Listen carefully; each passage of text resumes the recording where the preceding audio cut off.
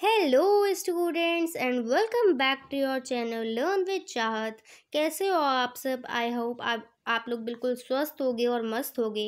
तो आज की ये जो वीडियो है ना, ये वीडियो हमारे लिए बहुत इम्पॉर्टेंट होने वाली है, खासकर आप स्टूडेंट्स के लिए। इस वीडियो में हम मिड टर्म से रिलेटेड कुछ बातें करेंगे। तो चलिए अब हम वीडियो को स्टार्ट करते हैं।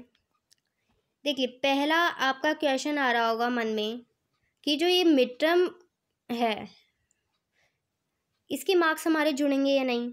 ठीक है, अगर आप 10th एंड 12th में हैं तो आपके मार्क्स नहीं जुड़ेंगे ऑब्वियसली, लेकिन अगर आप बाकी क्लासेस में हैं तो आपके मिड टर्म के एग्ज़ाम्स के मार्क्स भी जुड़ते हैं 9th एंड 11th के। तो लेकिन फिर भी आपको ये भूल जाना है कि मिड टर्म के एग्ज़ाम्स आपके काउंट होंगे या नहीं, क्योंकि मिड टर्म जो होएगा उसमें आपका लगभग आधा सिलेबस आ रहा होगा, या कि कईयों का तो आधे से भी ज़्यादा आता है।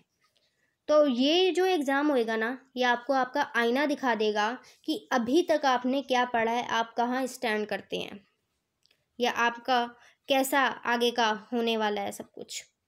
तो मिड टर्म एग्ज़ाम आपको ज़रूर देना है, आपको बिल्कुल भी इसे स्किप नहीं करना है, और इसमें भी आपको अच्छी तैयारी के साथ जाना है, जैसे कि ये ही आपका फाइनल एग्ज़ाम हो। और बात आती है कि एग्ज़ाम से पहले आपको खुद को बहुत ज़्यादा नहीं थकाना है।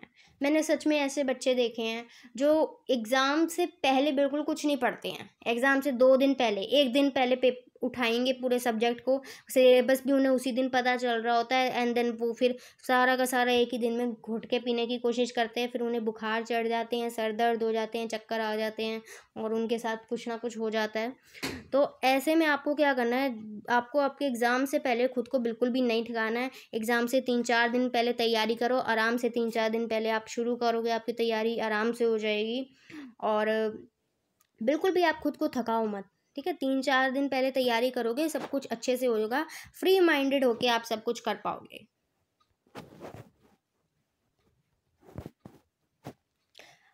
अब बात आती है कि आपको पेपर, अब मैंने आपको बोला कि 3-4 दिन पहले तैयारी स्टार्ट कीजिए।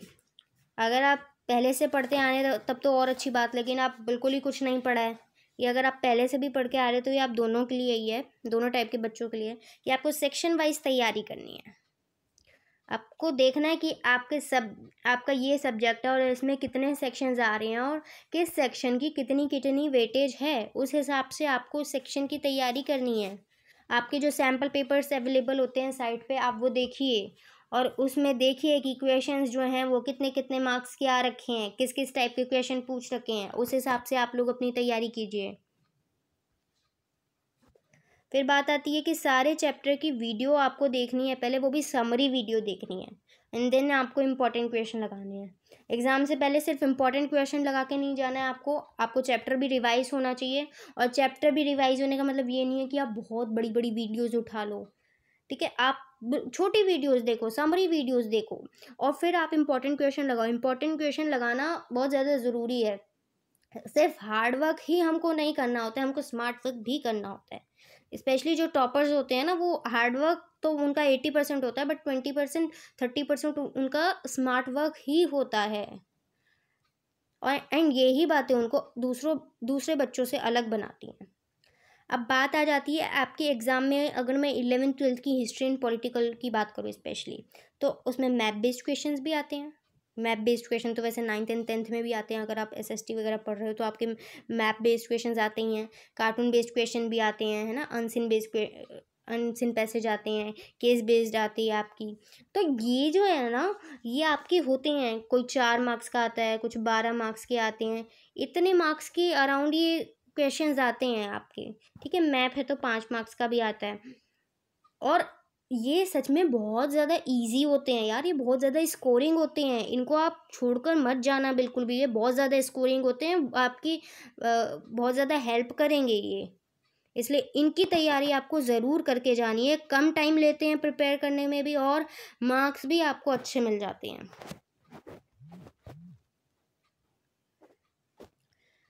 हाँ जी, अब बात आती है कि रीडिंग टाइम जो है, उसमें हमें क्या करना है, जो 3 घंटे हमको लिखने को मिलते हैं उससे पहले हमें 15 मिनट मिलते हैं।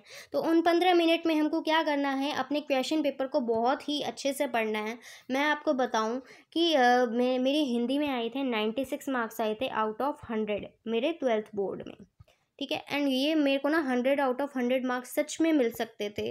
मैंने गलती क्या की, मैंने 1-2 MCQ गलत कर दिए थे उसमें, और मैंने एक 5 नंबर का क्वेश्चन था उसमें 2 बातें पूछी गई थी और मैंने एक ही बात पढ़ी थी, क्योंकि मेरे पास वो थोड़ा टाइम भी कम हो रहा था मेरा, तो फिर मैंने जल्दी जल्दी में पढ़ा और क्वेश्चन को मैंने ढंग से नहीं पढ़ा, ढंग से समझा नहीं, तो फिर उस वजह से फिर मेरे मार्क्स कट गए, जो कि नहीं कटते अगर मैं क्वेश्चन को बहुत अच्छे से पढ़ती।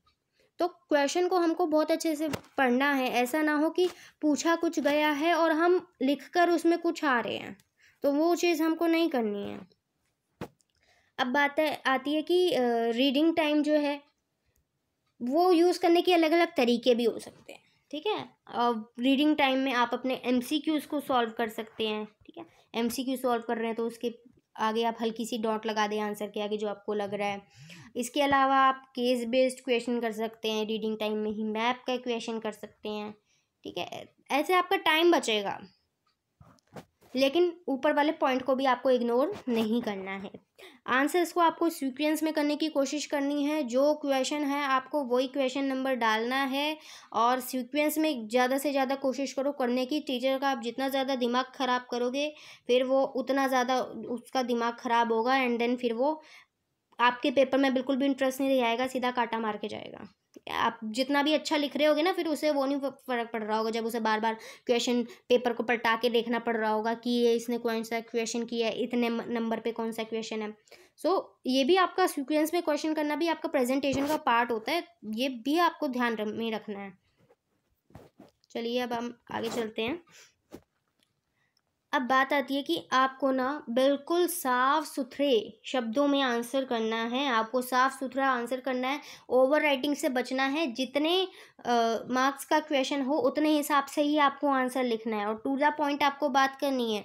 और अगर हम हिस्ट्री पॉलिटिकल की बात कर रहे हैं, होम साइंस की बात कर रहे हैं, सोशलॉजी वगैरह, तो इनके आंसर्स आपको पॉइंट में देने हैं, पॉइंट में दीजिए, पैराग्राफ फॉर्म में आपको नहीं देना, आप पॉइंट में देने का प्रयास करें ताकि टीचर को भी समझ आए आप बताना क्या चाहते हैं उन्हें। अब और 1 नंबर के क्वेश्चन के लिए आप 2 मिनट दें, लेकिन MCQ में आप 1 मिनट ही दें। अगर आपके 21 MCQ हैं तो 21 मिनट में आपको उसे अपनी शीट में लिख के ख़त्म कर देना है।